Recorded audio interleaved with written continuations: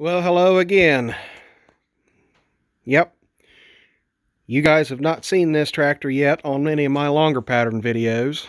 If you've seen any of my shorts, you saw this tractor actually right after I got it home, and that was, well, let's just start from the beginning. I bought this tractor in June of 2018 from a fella up in Fredericktown, Ohio, or just outside of Fredericktown, Belleville, I guess. I bought it with the understanding that it was a non-running tractor, and you know, I'd heard about it, and my buddy Andrew Sounds of the Past, his dad was actually interested in the Silver King that was selling right beside this tractor, or that was parked right beside this tractor, I guess. And the same gentleman was selling both of them. And he sent me some pictures of it. He gave me his opinion on it, and he wasn't in the market for a 60 at the time, so he passed on it, and I picked it up. Well, when I got the thing home, was bringing it off the trailer, or got it off the trailer, I should say, and was pushing it up the driveway. We've got a push-pull bar that goes between two tractor drawbars, and was pushing it up the driveway, and I had my brother Dakota was helping me, and I had him put it in fourth gear, I think, and engage the clutch, just to roll everything around and get some oil splashed around or whatever. And didn't even have a battery in it. And he reached down and flipped the ignition switch, and I seen a puff of smoke come out of the stack. Now, it was not this muffler. It was one of those Farm and Fleet special mufflers, and we had this one kicking around. I don't even know where we got it, and I decided I'd put it on, just because it was more correct than or not.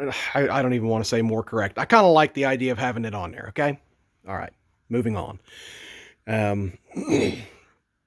But yeah, he flipped the switch, and it puffed a little bit of smoke out of the stack, and I guess there was enough residual magnetism left in that generator that it created enough to go through the distributor and make a spark. And so we pushed it up into the part of the driveway where it was in the short, and the YouTube short, and we monkeyed around with it for a little bit and stuck a battery in it, and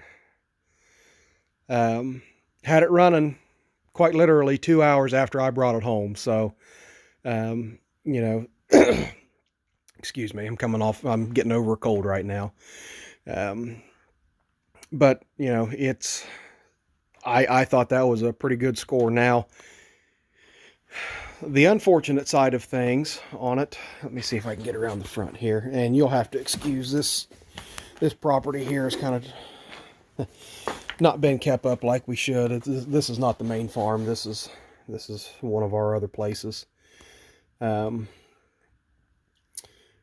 course, you see it's got an aftermarket power steering setup on it that actually works really well. It just leaks, and I'm going to redo all the lines and hoses on it and get it fixed up a little bit better. But the first thing I noticed after having it running was the water pump pulley was wobbling all over the place. And I got a hold of a rebuild kit for the water pump, tried to rebuild it, busted the housing, found this one on one of the Facebook John Deere auction sites, bought it, put it on. That was, let's see, yeah, that would have been late fall of 2018 when I put that on. And then we filled the radiator up, discovered I had a hole in the radiator, so I had all this nose off of it and soldered that back shut. And, well, after running it a little while, noticed that the throttle shaft here was very loose, and so I rebuilt the carburetor on it, and it's not 100% right. I need to take it back off of there and remount that throttle shaft bushing because it's a little stiff. Let's see. Even before that, though, one of the issues I started facing with this tractor. Hang on a minute. Well, that ain't no better. It's actually a little worse, isn't it? Let's try that again. It'll do. But one of the first things I noticed on this tractor was that the clutch was iffy at best. And if you notice there, I've got a mechanical lock nut on there because the threads are just about gone. So when I get the chance, this tractor's going in the shop, and I'm going to pull that clutch pulley off of there and just go through the whole thing, front to back, stem to stern. The crank mounted driver I think is okay, but I'll get a new steel driver disc, which is this piece here, see how it fits up on the splines, and if I need to, I'll get a new driver disc. You know, that's one of them is what it is things. Now, kind of with that in mind, I was just about to say I'll put whatever money into it I need to put into it. When I first bought this tractor, I bought it at a price that was really, really reasonable for a 60 at the time. Actually kind of on the cheap side, but really reasonable considering a tractor that was non-running. And, you know, I knew when I made the deal on this that if I could get it running, I could probably double my money right away. Well, it was right about that time that the bottom started to fall out of the two-cylinder market. So, you know, but I never did feel like I was stuck with this tractor. I mean, after spending some time with it, I really kind of started to like it. Of course, anybody that knows me knows I want a 70 diesel the worst way in the world. But I don't know. It was even seeing the ad about this tractor, and once Andrew sent me a couple pictures of it, there was something about it that just kind of spoke to me, I guess. And, you know, I made a deal on it, and the rest is history at this point. Now, for any of you eagle-eyed viewers that notice these, yep, there's one on each side. This tractor has a set of axle mount duals. I've got the wheels up on the hillside there. Let's see, trying to find it. I'm not even going to really consider it a negative, but just an oddball thing about this tractor. If you can even see it there, you can. It's shadowed. This tractor has 13 936s on it.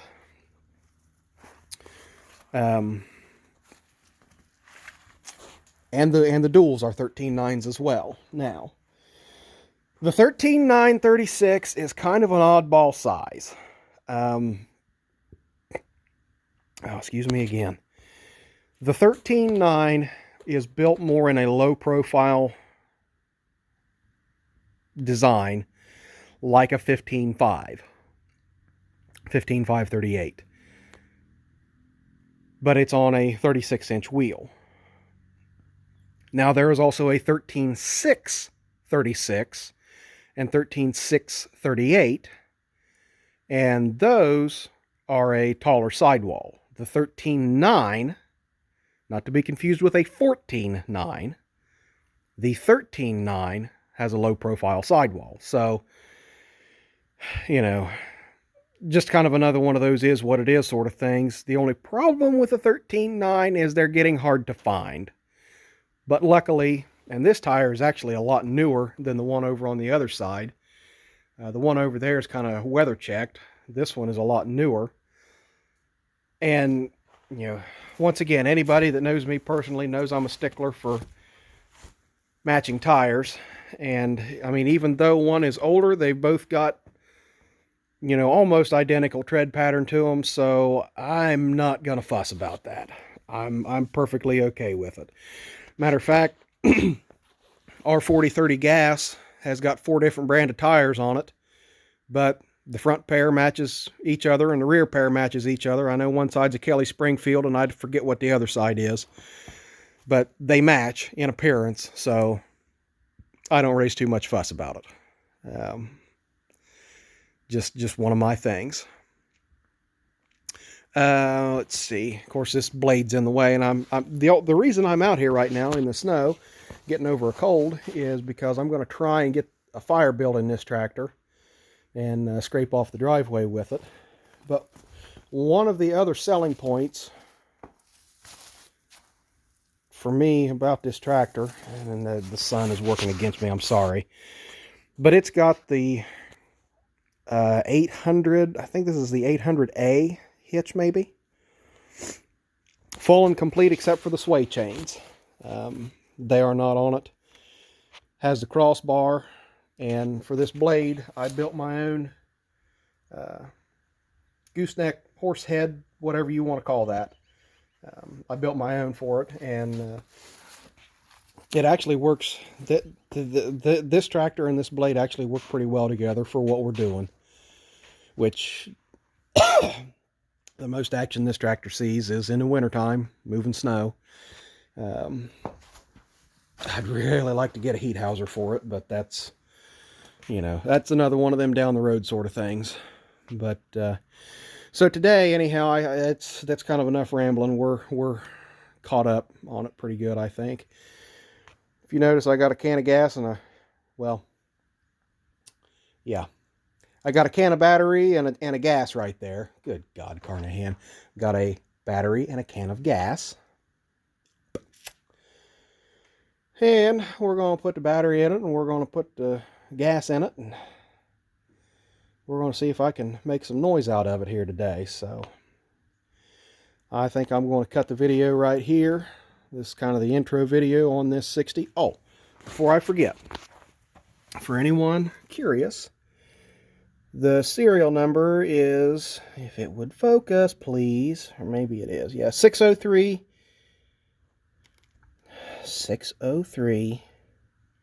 8697. Yep, 603-8697 is the serial number of this tractor. And the fella I bought it off of, his first name was Wayne. If I caught his last name, I don't remember it, but he said his father bought this tractor used in like 57 or 8, and the serial number marks it as a 54 model.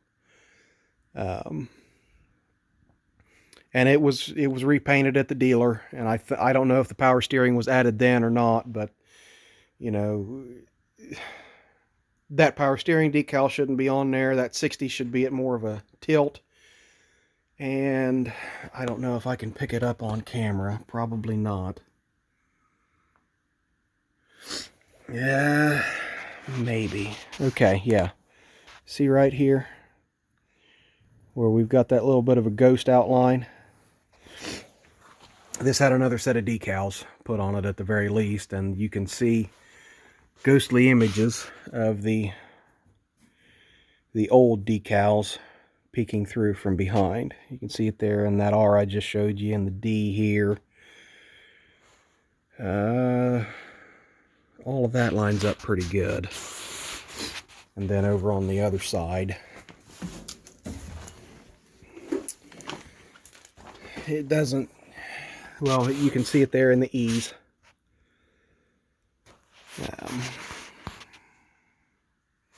Once again, right here is pretty good, but you get, yeah, you can really see it.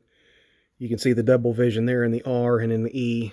So, you know, this tractor has been repainted. It's not an original.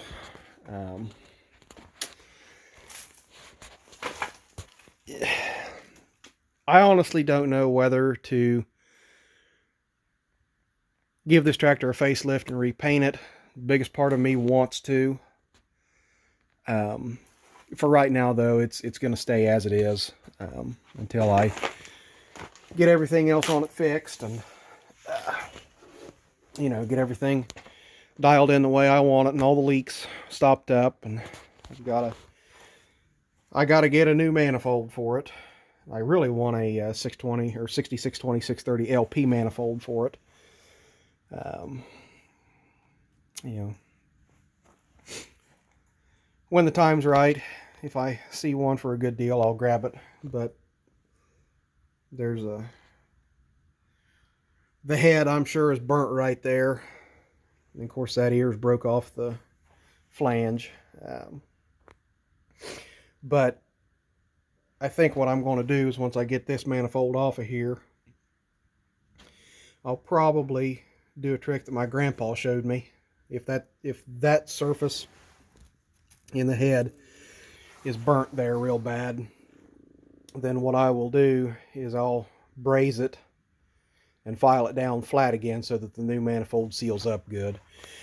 And speaking of leaks and sealing and not, yeah, I've got a little drip right there. When I first got this tractor, that first winter, the thermostat wouldn't open. And it's got the really big thermostat. It reminds you of a Caterpillar thermostat. And they were like $175 at the time, and I'm sure they're even worse now. But it wasn't opening up right, and it was building too much heat. It was running up about 210, 220, and never opening up and circulating. So I took the thermostat out of it, and forget what I used, but I used something to shim it open, or shim it so that it would not close all the way. And I mean, from there it never ran warm at all, or it never ran hot. But in doing so, I had all of this apart, and I disturbed that seal right there. There's a one or two rubber O-rings in there. I disturbed that, and it has leaked ever since. So that's another one I got to fix. But speaking about that thermostat, I got some measurements, and I looked around some, and I need some sheet metal and someone that can cut it very precisely for me. But I think I have figured out a way to adapt like your common generic Ford, Chevy, small block, big block V8 thermostat into that housing. I think I have anyway. And when it comes to that point in the life of this tractor, well, I'll bring you guys along and show you as I go. If you're wondering what this is, that's my fuel gauge. Yeah, works good too. But anyway, guys, I'm going to cut the video here, and I'm going to tinker on this thing, try and get it running. And if I can get a fire bit, well, whether I can or whether I can't get a fire built in it, I'll come back here in a little bit and update you guys on the status of my old 60. How's that sound? All right. Be back in a little bit.